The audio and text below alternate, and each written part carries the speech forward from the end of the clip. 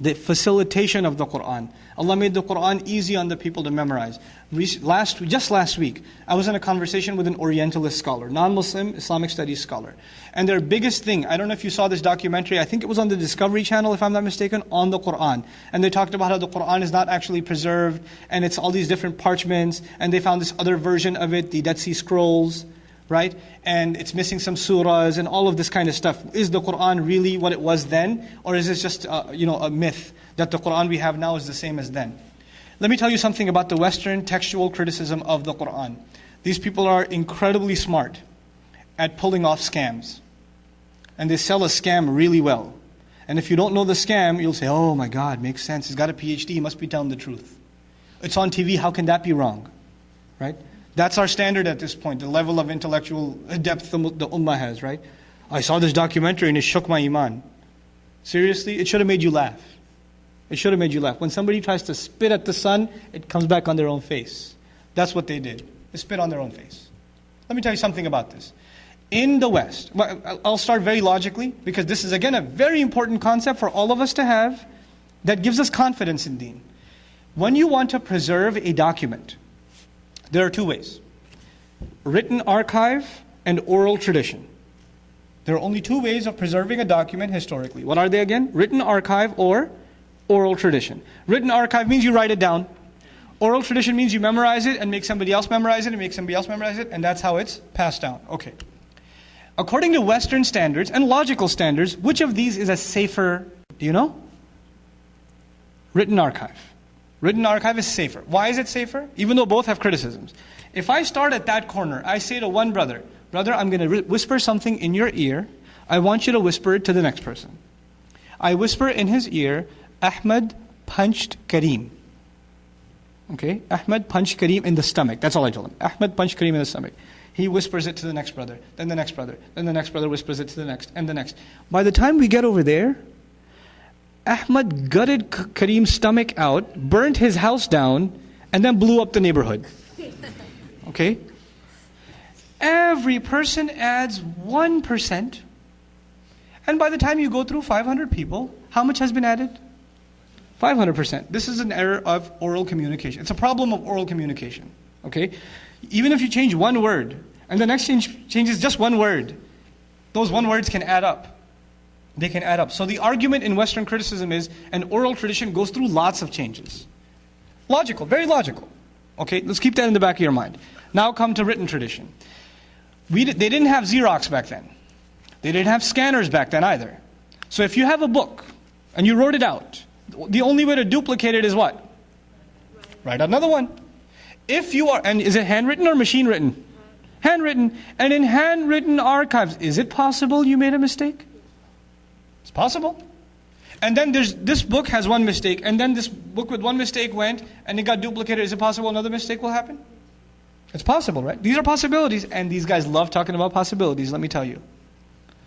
Right? So now they say, okay, and by the way, in the West, when they talk about historical documents, do they pride themselves over oral traditions or written traditions in the West? Written traditions. So their understanding of something properly documented has to be what? Written. So they come to the Qur'an with the understanding that the only way the Qur'an was preserved is by what? Writing. By writing. Now, if we go by let's agree with their argument. In the beginning, let's agree with their argument, okay? If we go by their argument, if the Qur'an was memorized, and then person A helped person B memorize, but person B memorized it a little bit differently. And then they went and taught person C, and they memorized also a little bit differently. Over time, would you have less variation, or would you have more variation?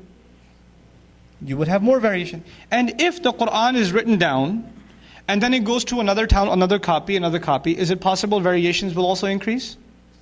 This is a historical fact. If you're going to, especially not even stay in the same town, they're not even on the same continent.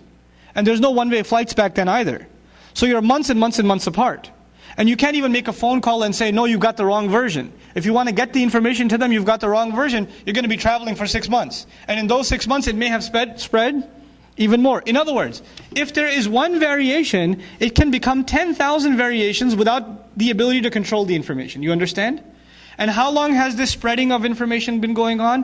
1400 years plus. In other words, by going purely by Western standards, we should have so many versions of the Quran, they should be in the millions. No two people can probably have the same Quran if we go by their standards. Now come to our time. You take a kid who memorized Quran in Jiang province, China. And then you take a kid who memorized Quran in Somalia. And you take a kid who memorized Quran at IQA. And they're hanging out together one day. And one is reciting Baqarah. And one speaks Chinese, one speaks Somali, right? One speaks English. They can't talk to each other, but one's reciting Baqarah. Can the other one correct him? They can. The fact that the Quran was primarily preserved by making it easy to remember. There is no document in human history that was predominantly protected by memorization. Memorization is a way to create variation, but in the Quran's case, memorization became a means to create unity and the lack of variation. What is usually associated with too much variation now became no variation at all, and their only answer to that is there must be some conspiracy by which they stopped all these other versions from coming out.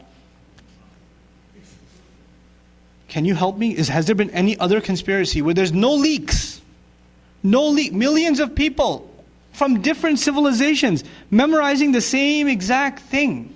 And Allah saying miraculously, وَلَقَدْ يَسَّرْنَا الْقُرْآنَ لِلذِّكْرِ. We no doubt made the Qur'an easy for remembrance, and for dhikr includes memorization. Allah made it miraculously easy for memorization. Tell me any other document that has this kind of preservation. And if they say, we don't know if the Qur'an's preservation is intact, let's put it to the test. Let's make a giant vault, put all the copies of Qur'an in there, get rid of them. How long before in Richardson we come up with a new copy of Qur'an? Through our hufaz, in this zip code. We don't even have to go to the next zip code. You can cut off our internet access and phone lines too. And how long before they come up with another Bible?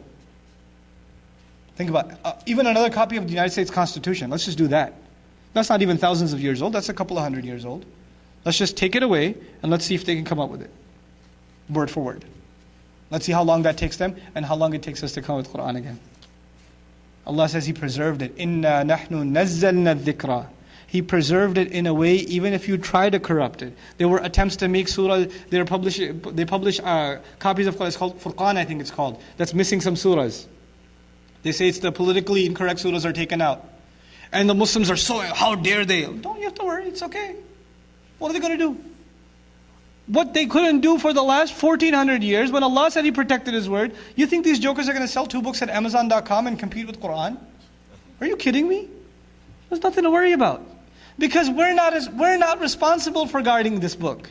إِنَّا نَحْنُ نَزَّلْنَا الذِّكْرَ وَإِنَّا لَهُ لَحَافِظُونَ. It is only we who are taking responsibility of guarding this book. This is Allah's responsibility. And He made it in a way that the only way to get rid of Quran is to wipe out the entire population of Muslims from the face of the earth simultaneously. That's the only way. Get rid of 1/5, 1/4 of the world's population. That's the only way left to get rid of Quran. In other words, over time, documents become less viable, less valid, and this is the only text that only becomes more valid. You know the biblical studies? In biblical studies, did you know that in most Bible scholars that are doing PhDs from universities here, Bible scholars, they no longer believe that the Bible is historically accurate. They don't believe it.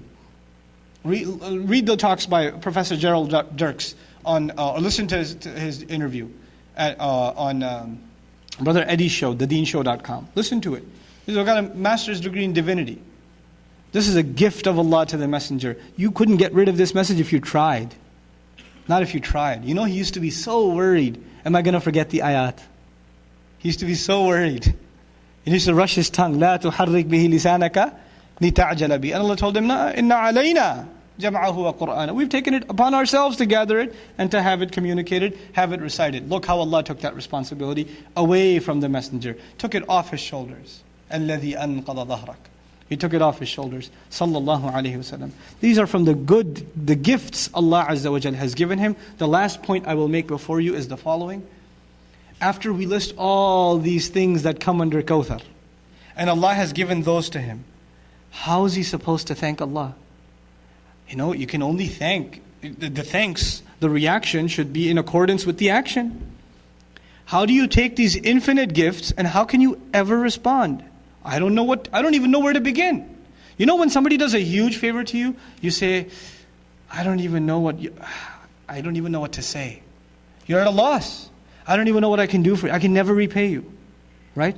When we appreciate what Allah has given His Messenger, sallallahu alaihi wasallam, the thing that comes to mind is how is he to repay this?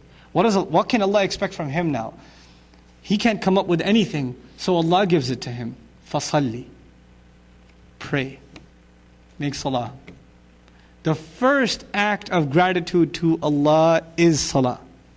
The first act of gratitude. He didn't say washkur. I've given you a lot, so thank me. Washkur rabbak? No. Praise your master? No. Salli li rabbik. Pray to your master and then sacrifice. Salli. And by the way, this is the act of Ibrahim alayhi salam. Prayer and sacrifice is the legacy of Ibrahim alayhi salam. And Allah Azza wa Jal tells and says about him, Shakiran li an'umihi. He was grateful to the favors Allah had given him. And how did he show that gratitude? Prayer and sacrifice. Prayer and sacrifice. And this is what the Messenger is told. This is to give us a new appreciation, inshaAllah ta'ala, of these cardiovascular exercises we do 5 times a day. What they actually mean to Allah. What their value is to Allah. On the one hand, He put Al-Kawthar. On the other hand, He put Salah. SubhanAllah. What a gift this Salah is to the Ummah. What a gift this is. What a huge means by which we can make our case before the Day of Judgment. The first question to be asked is Salah, and there's a reason. There's a reason for that.